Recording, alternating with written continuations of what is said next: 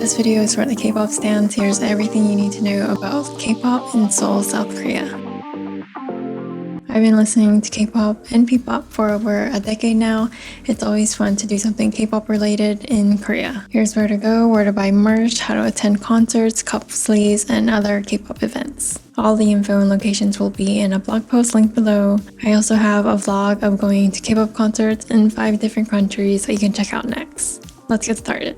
First is K-pop merch. Make sure you bring a lot of empty luggage because K-pop merch is cheaper in Korea. This is my top spot for K-pop merch. It's located at exit 6 of Myeongdong subway station, which is a popular underground shopping center. There are about 3 to 4 shops there that sell K-pop merch. 2 of the shops you'll find official K-pop albums. Most albums cost around 11 USD and they always have new releases. 2 of the shops also sell official light sticks. Depending on the group, they cost around 40 to 50 USD. And 1 of the shops sell more unofficial merch like K-pop stickers, Lomo PCs, keychains. Everything's quite cheap. In the same Myeongdong shopping area is Music Korea. It's on the 3rd floor of a Nature Republic store. Everything here is official merch. You can also get K-drama DVDs and they usually give you a free poster. Also in Myeongdong is Budoshak, which is a combo of everything, unofficial and official items, light sticks, albums, keychains, etc., even older DVDs.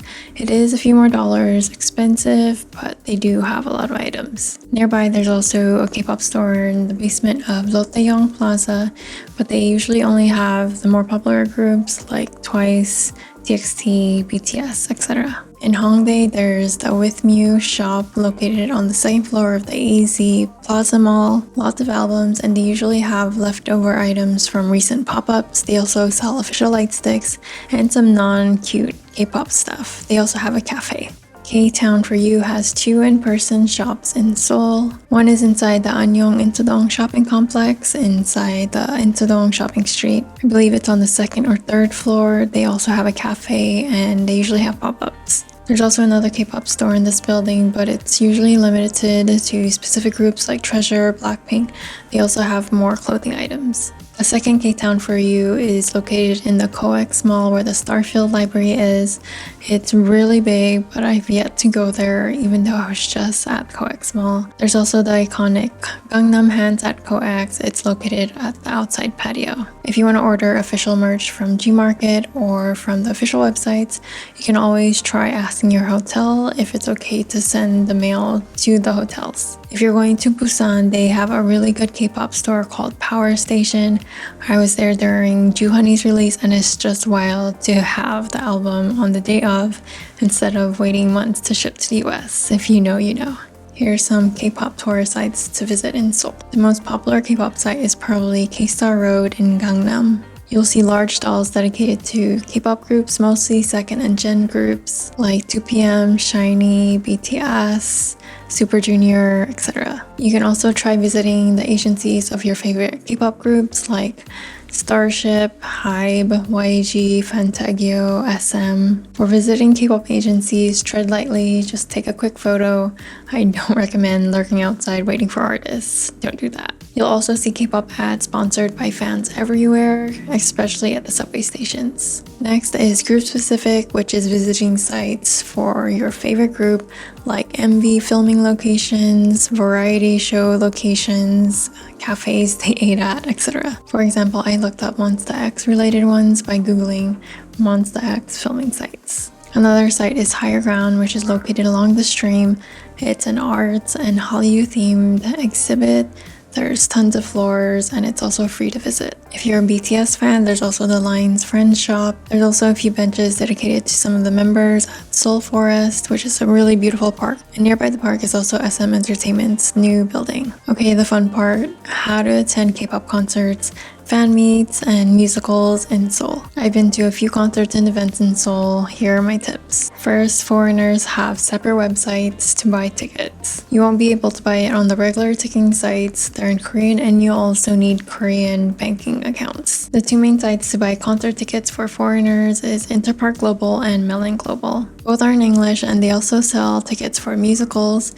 I went to a musical that Wonho starred in. There's no filming allowed and clapping is pretty polite.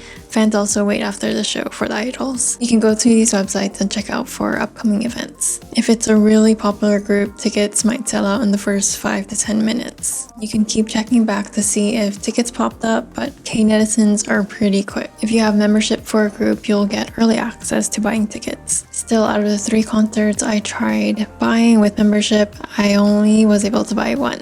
Tickets sell out really fast, but try your best, you never know.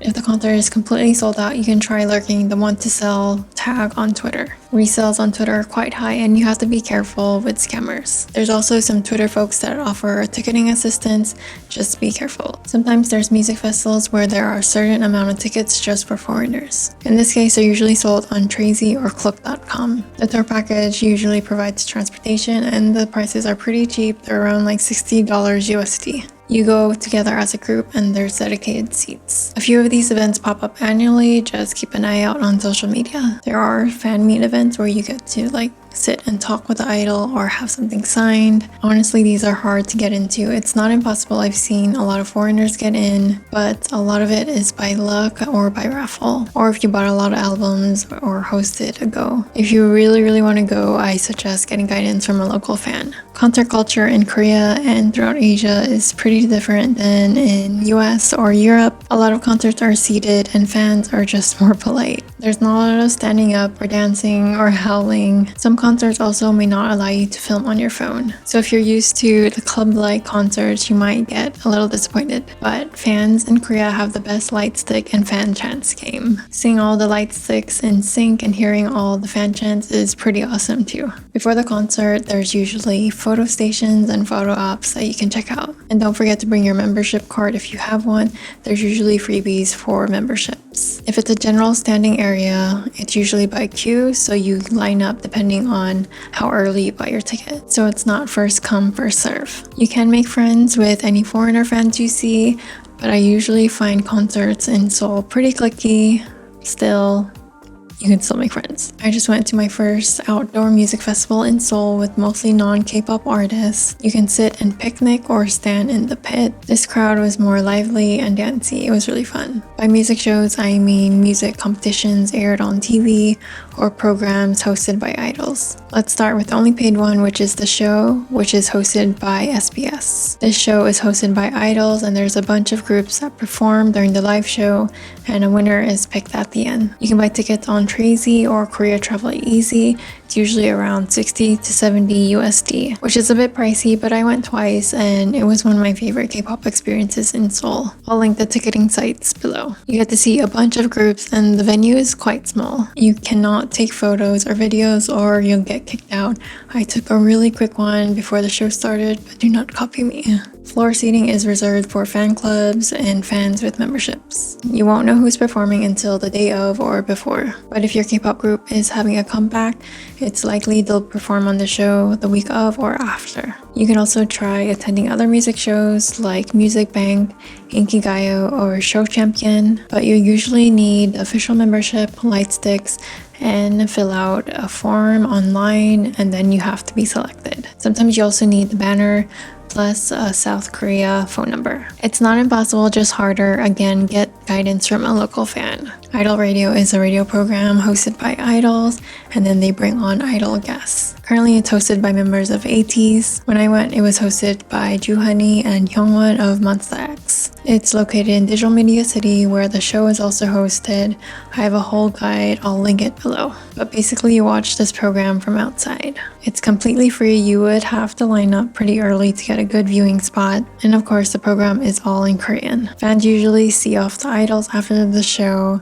When in doubt, just follow the fans like I did. For those that don't know, K-pop fans host what are called Cupsleeves to celebrate an idol's birthday, a group's anniversary, or just celebrate them in general. These are also common in the US. These are held in cafes, and if you buy a drink or set, you get a cup sleeve as well as other freebies. Fans decorate the whole cafe. Some do activities, but it's usually just photo ops and sit down and enjoy the drinks. If you're unsure of the cup sleeve benefits, just ask staff. They'd be happy to help you out. I went during Monsta X's 8th anniversary and they were like 20 of them within walking distance in Hongdae. I found all of these on Twitter. The only thing is the tweets are in Korean. You'll most likely find events if you type in Cupsleeve and the group name in Korean or Hangul. Then you translate the flyers and rules on Papagao or Google Translate. It might take some effort, but Cupsleeve hopping in Seoul was really fun. They go all out and it's usually over 2 to 3 days. There's not a lot of K-pop tours available. One that's 35 USD is by Cluck and it's the Seoul Hallyu tour. You visit the KBS Open Studio as well as Hiker Ground. You can also book K-pop dance classes and K-pop song recordings on these sites. I haven't done either, but both get really good reviews. I'll also link those below. And then there are a lot of K-drama filming sites, which is a whole different story. Seoul itself is worth visiting beyond the K-pop experiences, of course. I hope this was helpful. Have a fun time living your best life as a fangirl, fanboy, or fanbee. See ya!